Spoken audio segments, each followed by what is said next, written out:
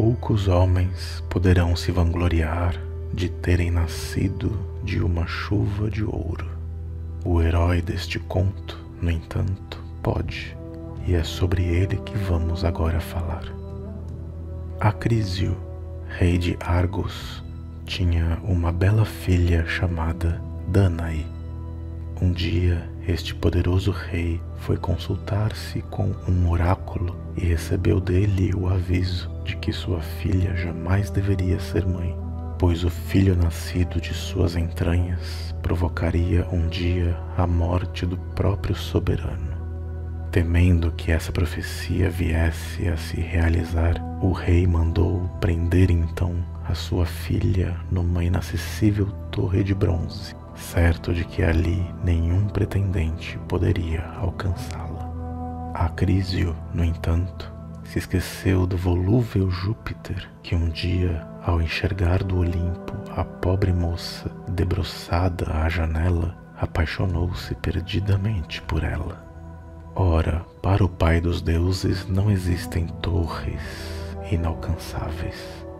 Transformando-se numa nuvem dourada, Júpiter penetrou nos aposentos de Danae e a fecundou de uma maneira original, fazendo descer sobre ela uma abundante e frisada chuva de ouro. Quando o rei descobriu o fato, tomou-se de ira. Antes de tomar uma providência, porém, decidiu aguardar que o neto nascesse. Tão logo o menino, que se chamou Perseu, veio ao mundo, o rei deu esta ordem cruel aos guardas: tranquem Danae e seu filho dentro de uma arca e lancem ambos ao mar. A ordem foi cumprida integralmente. No mesmo dia, mãe e filho estavam navegando sem rumo pelas águas revoltas do oceano, enquanto Acrísio, em seu trono, suspirava aliviado. O sol e a lua brilharam alternadamente sobre a arca fatídica, enquanto esta flutuava ao sabor das ondas. Até que um dia ela acabou indo parar na praia de Sérifo, onde um pescador a encontrou. Qual não foi a sua surpresa ao abrir a tampa e descobrir no interior a figura da mãe abraçada ao filho? Por Júpiter! Exclamou o bom homem. O que está fazendo aí dentro esta pobre moça? Danae, com o filho aninhado nos braços, encontrava-se sentada quase sem sentidos e seus joelhos estavam cobertos pela água que entrara por uma fresta. Ajude-nos, disse a moça antes de desmaiar. O velho a recolheu com o filho e lhes deu abrigo e alimento. Tão logo se mostraram recuperados da terrível viagem, ele os levou até o rei do país, que se chamava Polídecto. O rei tratou Danae e seu filho com muita atenção, dando-lhes um lugar para morar. Com o passar dos anos, o pequeno Perseu foi crescendo até se tornar um rapaz forte e musculoso. Como Polídecto mostrava-se cada vez mais interessado em possuir Danae, decidiu afastar do reino o jovem. Para tanto, ordenou que ele fosse combater a terrível Medusa, uma criatura monstruosa que espalhava o terror por todo o reino. Quem é ela? Quis saber Perseu, que já tinha um gosto natural para a aventura. Medusa é uma das 3 Górgonas, disse Polídecto, filhas de Fórcis. Chamam-se Euríala, Esteno e Medusa. Das 3, sem dúvida, a última é a mais bela.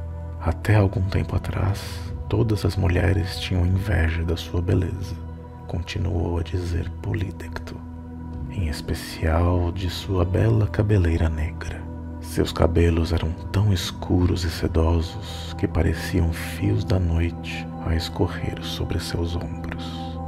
O rei prosseguiu na sua história, acrescentando que um dia a mais bela das Górgonas apaixonara-se por Netuno, o deus dos mares.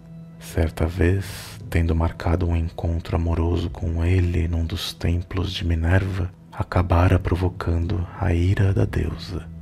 Sedenta por vingança, Minerva decidiu punir a jovem, transformando sua linda cabeleira num ninho das mais horrendas serpentes. Transformada, assim, numa detestável criatura, Medusa foi se refugiar numa gruta fortificada.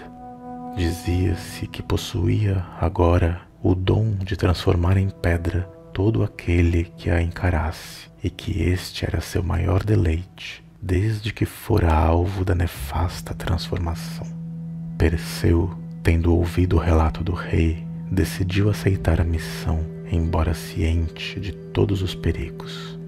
Partiu alguns dias depois, apesar dos protestos da mãe. Após uma longa jornada, o jovem chegou finalmente diante da fortaleza de pedra onde a Medusa se escondia. Logo à entrada, porém, se deparou com algumas formas humanas que, à primeira vista, fizeram-no crer que se tratavam de guardiões. Erguendo sua tocha, Perseu observou-as melhor e descobriu que eram homens mortos que tinham seus corpos transformados em pedras. Infelizes! Exclamou Perseu, enquanto estudava suas feições assombradas. Todos pareciam ainda estar vivos, contemplando a coisa mais pavorosa que um olho humano pudesse enxergar. Seus gestos finais refletiam o último espasmo do terror, enquanto alguns procuravam proteger os olhos com as mãos. Outros tinham uma perna posta em recuo, como quem começa a fugir sem poder, no entanto, completar a escapada. Outros ainda tinham a espada erguida acima das cabeças, como quem prepara um golpe fatal que, no entanto, jamais se completa. Seguindo um pouco mais para dentro da caverna, Perseu escutou uma conversa. Aproximou-se então de maneira cautelosa, até vislumbrar duas altas mulheres que pareciam guardar a entrada principal da fortaleza. Eram as irmãs de Medusa, que ali se mantinham em perpétua vigília. A primeira delas, que estava colocada ao lado de onde Perseu avançava, pressentindo a presença de alguém, disse, estendendo inquietamente a mão à outra: "Dê-me logo isto. Há alguém por aqui, além de nós. Posso sentir o cheiro." Tomando alguma coisa das mãos da outra, a primeira colocou aquilo no rosto e pôs-se a olhar para os lados onde Perseu se escondia. Mesmo na quase total escuridão onde o jovem se encontrava, pôde perceber que o objeto que a monstruosa criatura colocara no rosto era um único e alerta olho esverdeado que percorria de modo inquieto todos os recantos da caverna. As duas possuíam apenas um globo ocular, que compartilhavam na medida que dele necessitassem. O herói, agachando-se, pegou uma pedra e lançou-a para os lados daquela que ficara momentaneamente cega. "Vamos, devolva-me o olho!" gritou esta para a outra. Enquanto aquela vasculhava a extremidade oposta da caverna, Perseu se aproximou discretamente da que lhe estava mais próxima e indefesa.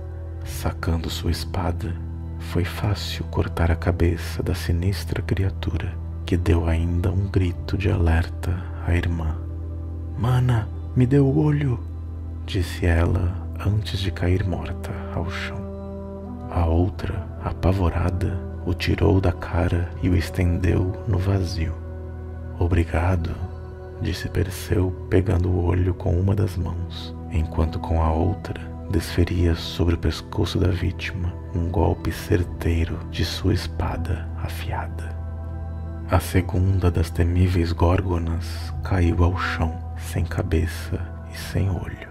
Uma poça de sangue formou-se aos pés de Perseu, que prosseguiu adiante, deixando no chão as suas pegadas vermelhas e disposto a enfrentar agora a mais perigosa das 3 irmãs. Um vento frio percorria os corredores recobertos de estalactites que pendiam das paredes como afiadas estacas de gelo. Mas havia algo além do sopro gelado do vento. Uma respiração curta e forte misturava-se ao fluxo contínuo do vento. A maldita está me seguindo, pensou o herói, pondo todos os seus sentidos em alerta. Como em resposta aos seus pensamentos, Perseu escutou uma voz dizer as seguintes palavras, que por causa do vento pareciam estar sendo assopradas diretamente em seu ouvido. Maldito, pagará caro pela morte de minhas irmãs. Sua tocha se apagou e tudo mergulhou na quase total escuridão da caverna. Parecendo um guerreiro cego e tateando o caminho com a ponta da espada, Perseu continuou a avançar de maneira cautelosa. Preso ao outro braço, levava o escudo que recebera de Minerva antes de partir. A sua última recomendação ainda estava bem clara em sua mente. Jamais enfrente o olhar da Medusa, pois isto seria o seu fim. Quando tiver de enfrentá-la, olhe para ela apenas pelo reflexo produzido por este escudo. Perseu começou a erguer o seu escudo quando de repente sentiu que uma mão poderosa agarrara seu braço, apoderando-se de seu precioso utensílio. O barulho metálico do instrumento, batendo contra as rochas das paredes, ressoou pelos corredores escuros. Quase ao mesmo tempo, um golpe forte se abateu sobre suas costas, surpreendendo-o e fazendo com que caísse de bruços, quase sem sentidos, ao solo. Ainda atordoado, Perseu sentiu que 2 mãos vigorosas viravam seu corpo de frente. Depois, estas mesmas mãos ásperas agarraram sua cabeça e a sacudiram vivamente. Vamos, querido, acorde, disse uma voz inesperadamente suave. Seus olhos começaram a se abrir quando se lembrou da advertência da deusa. Jamais enfrente o olhar da Medusa, isto seria o seu fim. Apertando suas pálpebras, Perseu manteve sua vista fechada enquanto tentava se desvencilhar dos braços fortes da monstruosa mulher. Uma voz rouca gritava, agora de maneira quase histérica, em seus ouvidos. Abra os olhos, guerreiro, e contemple meus belos olhos. Perseu, ainda com os olhos fechados, sentiu na boca a pressão dos lábios úmidos da Medusa.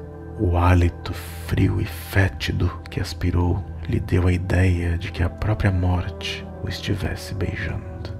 Percebendo que tinha o joelho livre, encolheu-o até a altura de seu peito e com ele arremessou para longe a figura monstruosa, com tamanha força que ela cruzou toda a extensão da caverna, indo chocar-se violentamente contra uma parede. Uma golfada de sangue foi expelida pela boca da Medusa, juntamente com um grito selvagem. Atordoada pelo impacto, agora era a vez de ela tentar recobrar seus sentidos. Perseu, pondo-se agilmente em pé, percebeu o brilho de seu escudo a alguns metros dali. Tão logo o teve outra vez nas mãos, o ergueu, tentando ver pelo reflexo prateado o que se passava atrás de si. Uma forma vagamente feminina vinha vindo em sua direção. Perseu não teve tempo de ver o rosto da Medusa, pois com um salto ligeiro o jovem desviou-se, lançando-se ao chão, mantendo sempre preso ao braço o seu precioso escudo. Com a outra mão, Perseu empunhava a espada.